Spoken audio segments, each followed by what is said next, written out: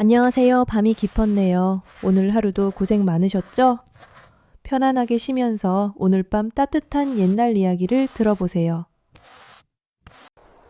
옛날 옛적에 어느 한적한 시골 마을에 대대로 명망 있는 가문이었으나 이제는 그 위세가 많이 기운한 양반댁이 있었답니다. 그 집의 가장 깊고 흐미진 곳, 본체와는 떨어져 있는 작은 행랑채에 한 소녀가 살고 있었습니다. 소녀의 이름은 소원이었지요. 이름처럼 누군가의 간절한 바람이 되어야 했건만 소녀는 집안의 근심이자 숨겨야 할 비밀과 같은 존재였습니다. 소원의 세상은 네모난 배틀과 그 위를 오가는 실이 전부였습니다. 방은 해가 잘 들지 않아 낮에도 어두컴컴했고 흙벽에서는 눅눅한 기운이 스며 나왔습니다. 하지만 소녀는 그 안에서 묵묵히 제 할 일을 했습니다. 찰카닥탁, 찰카닥탁. 배틀의 북이 오가는 소리는 소녀의 유일한 벗이자 세상과 소통하는 유일한 언어였습니다. 그녀의 가늘고 흰 손가락이 실 사이를 분주히 오가면 이내 달빛을 머금은 듯 은은한 광택이 흐르는 비단이 짜여 나왔습니다. 방 안에는 늘 틀을 끓여 만든 염료의 쌉쌀한 냄새와 뽕나무 잎사귀의 풋풋한 향이 섞여 맴돌았지요. 소녀의 왼쪽 뺨에는 커다란 단점이 하나 있었습니다. 마치 가을날 서리를 맞아 검붉게 변해버린 단풍잎 한 장이 내려앉은 듯한 모양새였지요. 사람들은 그 반점을 저주받은 낙엽이라 수군거렸고 그 낙엽 때문에 소녀의 모든 것이 가려졌습니다. 아무도 그녀의 깊고 고요한 눈망울을 들여다보지 않았고 아무도 그녀가 엮어내는 비단의 무늬 속에 숨겨진 슬픈 이야기들을 읽어내려 하지 않았습니다. 식사 시간이 되면 말없는 하인이 멀건 국과 무김치가 전부인 소박한 밥상을 방 문턱에 놓고 갈 뿐이었습니다. 가족들과는 겸상조차 할 수 없었지요. 소원은 마치 그 집에 존재하지 않는 유령과도 같았습니다. 그녀의 존재 가치는 오직 그녀가 짜내는 아름다운 비단을 통해 겨우 증명될 뿐이었습니다. 그 비단들은 이복 동생인 서연의 혼수품이 되거나 가문의 빠듯한 살림에 보태기 위해 장에 내다 팔렸습니다. 그러던 어느 늦은 봄날, 집에 큰 경사가 생겼습니다. 한양에서 이름난 중매쟁이가 서연의 혼사를 논하기 위해 찾아온 것입니다. 서연은 마을에서 제일 가는 미인이었고 계모는 이번 혼사를 통해 가문을 다시 일으킬 수 있으리라는 희망에 부풀어 있었습니다. 온 집안이 아침부터 분주했습니다. 하인들은 마당을 쓸고 닦았고 주방에서는 귀한 손님을 대접할 음식 준비로 부산스러웠습니다. 계모는 서연에게 가장 화사한 색의 한복을 입히고 매무새를 몇 번이고 확인했습니다. 그리고 소원이 있는 행랑채에는 굳게 일렀습니다. 오늘 하루 죽은 듯이 방 안에만 있거라.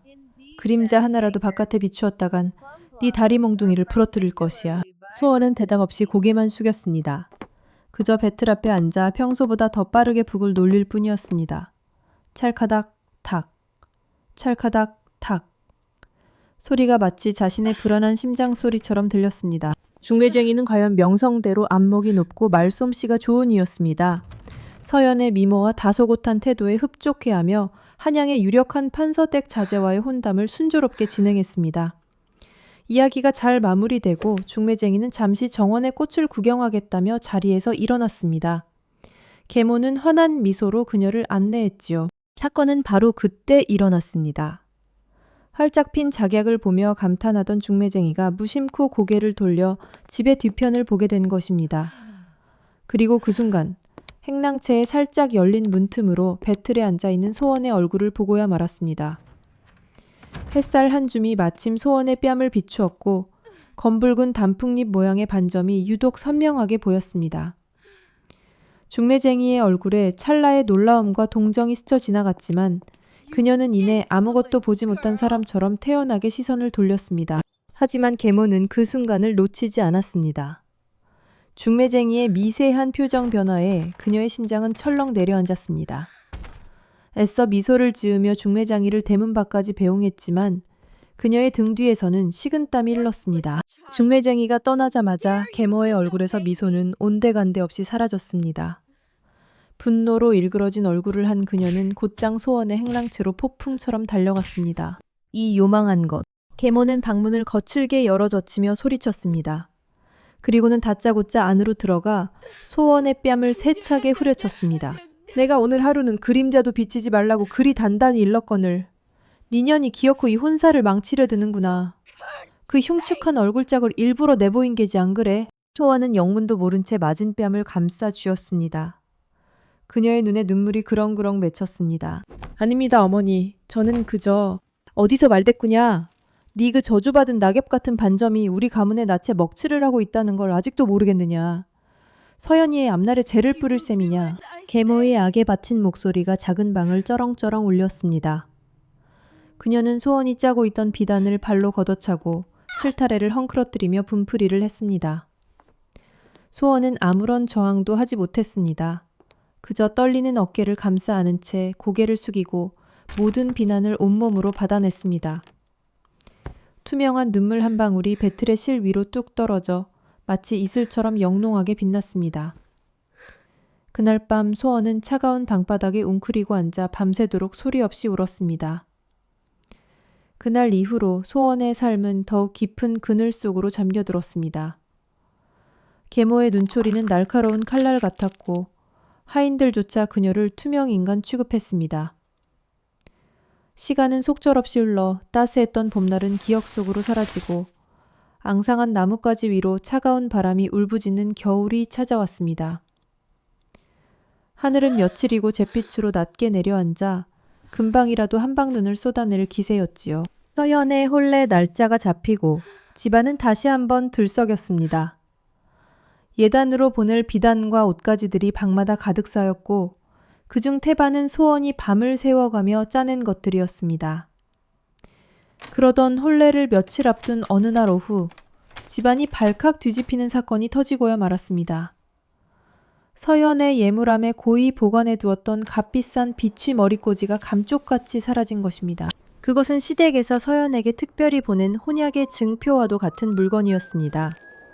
온 집안 식구들과 하인들이 혈안이 되어 집안 구석구석을 뒤졌지만 머리꽂이는 그림자도 보이지 않았습니다. 불안과 초조함에 휩싸여 있던 계모의 눈에 문득 묵묵히 배틀 앞에 앉아있는 소원의 모습이 들어왔습니다. 순간 그녀의 눈빛이 독사처럼 번뜩였습니다. 모든 의심과 분노가 향할 단 하나의 출구를 찾아낸 것입니다. 내년 이렸다. 계모는 소원의 머리채를 휘어잡고 행랑채 밖으로 끌어냈습니다. 네가 훔쳤지? 서연이의 복을 시기하여 이 어미의 속을 뒤집어 놓으려고 작정을 했구나. 어서 바른 대로 말하지 못할까? 아닙니다, 어머니. 저는 정말 아무것도 모릅니다. 소원은 차가운 마당 바닥에 내동댕이 쳐진 채 눈물로 호소했습니다. 그녀는 자신의 방 밖으로는 한 발짝도 나가지 않았기에 그 머리꽂이를 본 적조차 없었습니다. 하지만 이성을 잃은 계모의 귀에는 아무것도 들리지 않았습니다. 이 집안에 너 말고 그 귀한 것에 탐을 낼 사람이 또 누가 있단 말이냐. 이 은혜도 모르는 도둑년. 계모는 소원의 말을 믿으려 하지 않았습니다. 아니 어쩌면 믿고 싶지 않았을 겁니다. 이것은 저주받은 낙엽을 집안에서 치워버릴 더할 나위 없이 좋은 기회였으니까요. 내년 같은 불길한 것을 더는 이 집에 둘 수 없다. 당장 내 집에서 썩 꺼지거라. 그것은 사형선고나 다름없었습니다. 밖에는 이미 회색빛 눈송이가 하나둘 흩날리기 시작하며 살을 내는 듯한 바람이 불고 있었습니다. 이 밤에 맨몸으로 쫓겨난다는 것은 곧 죽음을 의미했습니다. 어머니, 제발 이 추위에 저를 내쫓지 마세요. 잘못했습니다. 제가 다 잘못했습니다. 소원은 계모의 치마폭을 붙잡고 애원했지만 그녀는 얼음장처럼 차가웠습니다.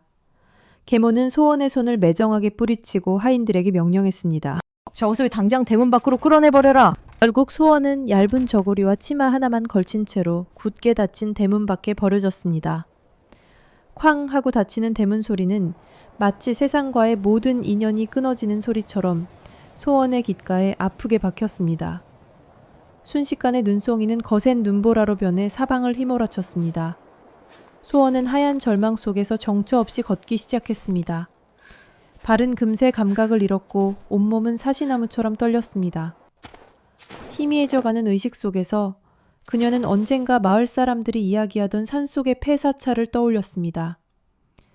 적어도 눈보라를 피할 지붕이라도 있을지 모른다는 실낱 같은 희망이었습니다. 소원은 마지막 남은 힘을 쥐어짜 산을 향해 걸음을 옮겼습니다.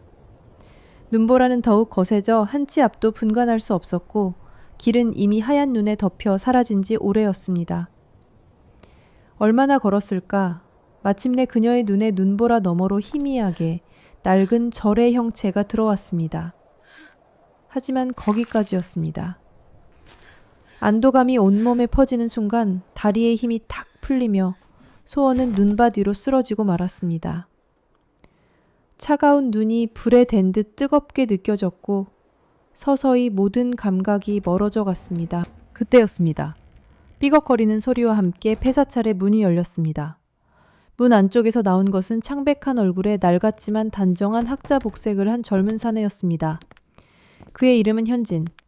부패한 조정을 비판하다 미움을 사 이곳 산골까지 유배온 비운의 선비였지요. 그는 매섭게 몰아치는 눈보라를 피해 문을 닫으려다 문 앞에 쓰러져 있는 작은 인형을 발견했습니다. 처음에는 그저 귀찮은 일에 엮이고 싶지 않아 외면하려 했습니다. 세상에 대한 원망과 배신감으로 얼어붙은 그의 마음은 누구를 돌볼 여유가 없었습니다. 하지만 고개를 돌리려는 찰나 쓰러진 소녀의 뺨 위에서 눈물 한 방울이 얼어붙어 반짝이는 것을 보았습니다.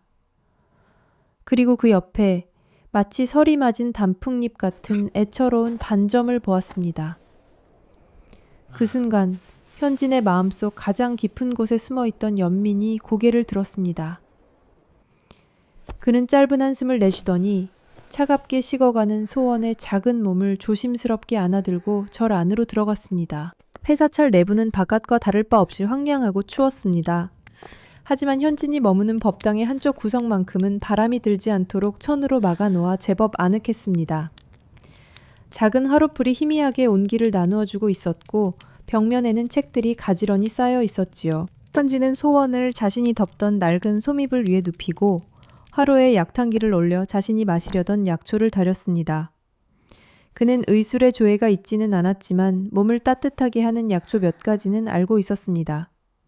잠시 후 쌉쌀한 향이 나는 뜨거운 탕약을 그는 소원의 입술에 조금씩 흘려 넣어 주었습니다. 며칠 동안 눈보라는 멈출 기미를 보이지 않았고 소원은 높은 열에 시달리며 의식을 차리지 못했습니다. 현진은 밤낮으로 그녀의 곁을 지키며 물수건으로 열을 닦아주고 묽은 죽을 쑤어 먹이며 극진히 간호했습니다. 그렇게 며칠이 지났을까 드디어 소원이 희미하게 눈을 떴습니다. 그녀의 눈에 들어온 것은 낯선 나무 천장과 책을 읽고 있는 한 선비의 옆모습이었습니다. 눈보라가 그치고 세상이 다시 고요해진 후에도 둘 사이에는 많은 말이 오가지 않았습니다. 소원은 몸을 추스른 후 조용히 일어나 부서진 법당을 정돈하고 현진의 해진 옷을 정성껏 기웠습니다. 현진은 여전히 무뚝뚝했지만 식사 때가 되면 말없이 소원의 목까지 밥을 퍼주었고 밤이 깊어지면 화롯불에 장작을 더 넣어주곤 했습니다. 삭막한 태사찰안 두 개의 외로운 그림자는 그렇게 서로에게 말없이 기대어 혹독한 겨울을 나기 시작했습니다. 세상으로부터 버림받은 두 영혼은 서로의 침묵 속에서 오히려 작은 위안을 얻고 있었습니다. 겨우내 세상을 얼어붙게 했던 기나긴 눈보라가 그치자 산에는 거짓말처럼 봄이 찾아왔습니다. 얼었던 계곡이 다시 졸졸거리며 노래하기 시작했고 시든 가지들 끝에 파릇파릇한 새순이 돋아났습니다. 폐사찰의 부서진 기왓장 틈새로 이름 모를 들꽃들이 피어나 황량했던 풍경에 조금씩 생기를 더해 주었습니다. 봄볕이 따스해지면서 소원의 얼굴에도 조금씩 핏기가 돌기 시작했습니다. 그녀는 더 이상 문간에 버려졌던 가엾은 소녀가 아니었습니다. 현진의 보살핌 속에서 몸과 마음의 상처는 서서히 아물어갔습니다. 그리고 마음 한편에서는 자신을 구해준 이 과묵한 선비에게 무언가 보답하고 싶다는 생각이 싹트기 시작했지요. 그러던 어느 날 소원은 법당 뒤편의 무너진 창고 구석에서 먼지를 뒤집어 쓴 채 버려져 있던 낡은 배틀 한 채를 발견했습니다. 여러 군데가 부서지고 거미줄이 잔뜩 쳐져 있었지만 소원의 눈에는 그것이 세상에서 가장 귀한 보물처럼 보였습니다. 그날부터 소원의 하루는 바빠졌습니다. 그녀는 산을 오르내리며 배틀을 수리할 만한 단단한 나뭇가지를 주워왔고 현진이 책을 읽다 잠든 사이 몰래 그의 연장통에서 작은 칼과 망치를 빌려와 밤늦도록 배틀을 손질했습니다. 며칠간의 노력 끝에 삐걱거리던 배틀은 마침내 다시 찰카닥탁 하는 정겨운 소리를 내기 시작했습니다. 실을 구할 길은 없었지만 소원에게는 자연이 있었습니다. 그녀는 칡넝쿨을 벗겨 질긴 실을 만들고 진달래 꽃잎과 소나무 껍질을 빻아 고운 빛깔의 염료를 만들었습니다. 모든 것이 부족했지만 그녀의 손끝에서 되살아난 배틀 위에서 세상에 없던 새로운 비단이 탄생할 준비를 하고 있었습니다. 한동안 소원은 배틀에만 매달렸습니다. 현지는 그녀가 무엇을 하는지 묻지 않고 그저 묵묵히 그녀의 일에 집중하는 모습을 지켜볼 뿐이었습니다. 그러던 보름달이 휘영청 밝은 어느 날 밤이었습니다. 독서에 몰두하던 현지는 문득 한동안 쉬지 않고 들려오던 배틀 소리가 멈춘 것을 깨달았습니다. 고개를 들어보니 소원이 막 배틀에서 내려온 한 필의 비단을 달빛 아래 펼쳐들고 있었습니다. 순간 현지는 숨을 멈췄습니다. 그것은 단순한 비단이 아니었습니다. 은은한 달빛을 그대로 실에 옮겨 담은 듯 비단 전체에서 신비로운 광채가 흘러나왔습니다. 그리고 그 위에 수놓아진 무늬는 바로 폐사찰의 뜰에 수백 년간 서 있는 늙은 소나무 한 그루였습니다.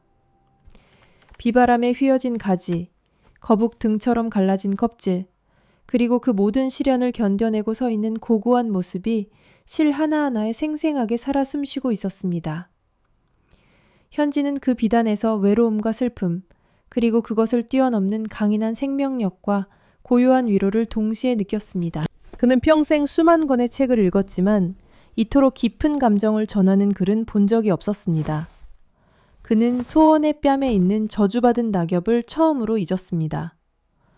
그의 눈에 비친 것은 세상의 편견에 가려져 있던 눈부신 재능과 아름다운 영혼이었습니다. 이것은 비단이 아니구나. 현진이 나직하게 읊조렸습니다. 긍을 마음을 짜낸 것이로구나. 그 말에 소원은 고개를 들어 처음으로 현진의 눈을 제대로 마주보았습니다. 그의 눈에는 경멸도, 동정도 아닌 따뜻한 경탄과 존중이 담겨 있었습니다. 그 순간 소원의 가슴속에 얼어붙어 있던 무언가가 소리 없이 녹아내렸습니다. 며칠 후 운명 같은 일이 일어났습니다. 개성에서 한양으로 가던 한 상인이 산에서 길을 잃고 헤매다 폐사찰의 불빛을 보고 찾아온 것입니다. 하룻밤만 묵어가기를 청한 상인은 방 한쪽에 곱게 개켜있는 소원의 비단을 보고는 눈이 휘둥그레졌습니다. 아니, 이런 귀한 물건이 어찌 이런 누추한 곳에. 평생 온갖 진기한 직무를 다뤄온 상인의 눈은 정확했습니다. 그는 단박에 그 비단이 지닌 가치를 알아보았습니다. 그는 흥분한 목소리로 비단을 자신에게 팔라고 청했습니다. 소원은 당황하여 어쩔 줄 몰라 하며 현진의 등 뒤로 숨었습니다. 그때까지 침묵을 지키던 현진이 앞으로 나섰습니다. 세상사의 환멸을 느끼고 숨어 지내던 유약한 선비는 온데간데 없었습니다. 그는 차분하지만 단호한 목소리로 상인과 비단의 가치에 대해 논하기 시작했습니다. 시리 재질부터 염료의 기법, 그리고 무늬에 담긴 예술적인 경지까지 그의 해박한 지식과 논리정연한 말솜씨에 상인은 혀를 내둘렀고 결국 처음 제시했던 가격의 3배를 주고서야 비단을 살 수 있었습니다. 상인이 떠난 후 현지는 묵직한 엽전 꾸러미를 소원의 손에 쥐어주었습니다. 난생 처음 제 힘으로 번 돈을 손에 쥔 소원은 떨리는 손을 어찌할 바를 몰랐습니다. 그것은 단순한 돈이 아니었습니다. 세상으로부터 처음으로 받은 인정이었고 스스로의 가치를 증명하는 증표였습니다. 그녀의 뺨 위로 뜨거운 눈물이 흘러내렸습니다. 상인은 큰 돌을 주고 산 비단을 가지고 마을의 시장으로 향했습니다. 그리고 가장 좋은 자리에 달빛 비단, 월광 비단이라는 이름을 붙여 내걸었습니다. 비단은 순식간에 사람들의 시선을 사로잡았습니다. 그 아름다움과 신비로운 분위기는 장안의 화제가 되기에 충분했습니다. 비단은 곧 어느 부유한 대감댁에 아주 비싼 값에 팔려나갔습니다. 이후 달빛 비단에 대한 소문은 꼬리에 꼬리를 물고 퍼져나갔습니다. 사람들은 그토록 아름다운 비단을 짜는 장인이 누구인지 궁금해했습니다. 상인은 신비감을 더하기 위해 달빛을 벗삼아 사는 산속의 선녀가 짠 것이라고 소문을 냈지요. 하지만 곧이어 산 아랫마을 사람들 사이에서 새로운 이야기가 돌기 시작했습니다. 그 비단을 짜는 이는 선녀가 아니라 뺨에 단풍잎 반점을 가진 한 아가씨라는 이야기였습니다. 저주받은 낙엽을 가진 불쌍한 아이에 대한 이야기는 어느새 단풍잎의 표식을 가진 신비로운 재능의 장인 이야기로 바뀌어가고 있었습니다. 소원의 이름은 아직 알려지지 않았지만 그녀의 존재는 더 이상 어둠 속에 감추어져 있지 않았습니다. 그녀의 재능이 스스로 세상 밖으로 걸어 나오고 있었던 것입니다. 시간이 흘러 산과 들이 황금빛으로 물드는 가을이 왔습니다. 달빛 비단의 명성은 이제 한양까지 널리 퍼져 소원과 현진이 머무는 폐사찰은 더 이상 황량한 곳이 아니었습니다. 그들의 정성 어린 손길로 허물어졌던 담장은 다시 세워졌고 텅 비었던 법당은 깨끗하게 정돈되어 아늑한 보금자리이자 작업 공간이 되었습니다. 비단을 구하려는 상인들과 소원의 재능을 흠모하는 이들의 발길이 끊이지 않았고 산 아래 마을 사람들은 그들을 더 이상 이방인으로 여기지 않고 진심으로 존경하고 따랐습니다. 한편 소원이 떠나온 옛집의 사정은 날이 갈수록 기울어갔습니다. 서연이 시집간 탄서댁은 겉만 번지르르한 빈껍데기였고 얼마 못 가 집안이 풍비박산 나고 말았습니다. 결국 서연은 시댁에서 쫓겨나 친정으로 돌아오는 신세가 되었지요. 가세가 급격히 기울자 계모의 얼굴에서는 웃음기가 사라지고 깊은 수심만이 가득했습니다. 그러던 어느 날 짐을 정리하던 서연은 낡은 옷상자 깊숙한 틈새에 박혀있던 비취 머리꽂이를 발견했습니다. 그것은 바로 소원에게 도둑 누명을 씌웠던 바로 그 머리꽂이였습니다. 자신이 무심코 상자에 넣어두고 잊어버렸던 것입니다. 그 순간 눈보라치던 그 겨울밤에 언니를 매몰차게 내쫓던 어머니의 모습과 눈물을 흘리며 애원하던 소원의 얼굴이 떠오르며 서연은 죄책감에 얼굴이 하얗게 질렸습니다. 바로 그때 계모가 방으로 들어왔습니다. 그녀는 달빛 비단에 대한 소문을 듣고 그 비단을 짜는 장인이 바로 소원일지도 모른다는 생각에 한 가닥 희망을 품고 있었습니다. 그녀는 소원을 찾아가 어떻게든 그녀의 재능을 이용해 집안을 다시 일으킬 심산이었습니다. 얘야, 산속 폐사찰에 산다는 그 비단 짜는 아이를 찾아가 봐야겠다. 만약 그 아이가 소원이라면. 그 말을 듣는 순간 서연은 더 이상 참을 수 없었습니다. 그녀는 머리꽂이를 손에 꽉 쥔 채 어머니를 막아섰습니다. 어머니, 저는 안 됩니다. 저희가 언니에게 무슨 짓을 했는지 잊으셨습니까? 하지만 욕심에 눈이 먼 계모는 딸의 만류를 뿌리치고 기어이 산으로 향했습니다. 한나절을 꼬박 걸어 폐사찰에 도착한 계모는 눈앞의 광경을 믿을 수 없었습니다. 말끔하게 단장된 절과 그곳에서 존경받는 장인이 되어 평온한 얼굴로 배를 짜고 있는 소원의 모습, 그리고 그 곁을 든든하게 지키고 있는 현진의 모습에 그녀는 할 말을 잃었습니다. 소원이도. 계모가 떨리는 목소리로 입을 열었을 때 소원은 조용히 배틀에서 일어나 그녀를 바라보았습니다. 그녀의 눈빛에는 더 이상 두려움이나 원망이 없었습니다. 그저 모든 것을 초월한 듯한 깊고 고요한 평온함만이 담겨 있었을 뿐입니다. 내 재주가 이리 대단한 줄 알았더라면 어서 집으로 돌아가자. 네 동생과 나를 이대로 모른 채 할 셈이냐? 계모가 자신의 속내를 드러내며 회유하려던 바로 그 순간 뒤따라온 서연이 숨을 헐떡이며 나타났습니다. 그녀는 모두가 보는 앞에서 어머니의 앞에 무릎을 꿇고 손에 쥔 머리꽂이를 내밀었습니다. 제가 잘못했어요. 이건 제가 잃어버렸던 거예요. 언니는 도둑이 아니에요. 서연의 울음 섞인 고백에 그 자리에 있던 모든 사람들의 시선이 계모에게로 쏠렸습니다. 자신의 추악한 과거가 만천하에 드러나자 계모는 얼굴이 잿빛으로 변했습니다. 부끄러움과 참담함에 그녀는 아무 말도 하지 못하고 몸을 돌려 도망치듯 산을 내려왔습니다. 그 뒷모습은 가을날의 스산한 바람처럼 외롭고 초라했습니다. 그 일이 있은 후 소원과 현진의 삶에는 완전한 평화가 찾아왔습니다. 그들은 마을 사람들의 진심 어린 축복 속에서 소박한 혼례를 올리고 정식으로 부부가 되었습니다. 소원은 계속해서 마음을 담은 비단을 짰고 현진은 절 한편에 작은 서당을 열어 마을 아이들에게 글을 가르쳤습니다. 한때 버려지고 잊혔던 폐사찰은 이제 아름다운 예술과 따뜻한 대음이 샘솟는 활기찬 공간으로 다시 태어났습니다. 시간이 흘러 또 한 번의 가을이 깊어진 어느 저녁, 소원과 현진은 나란히 절 마루에 앉아 저 멀리 황금빛으로 물든 들판을 바라보고 있었습니다. 시원한 가을바람이 불어와 소원의 머리카락을 부드럽게 흩날렸습니다.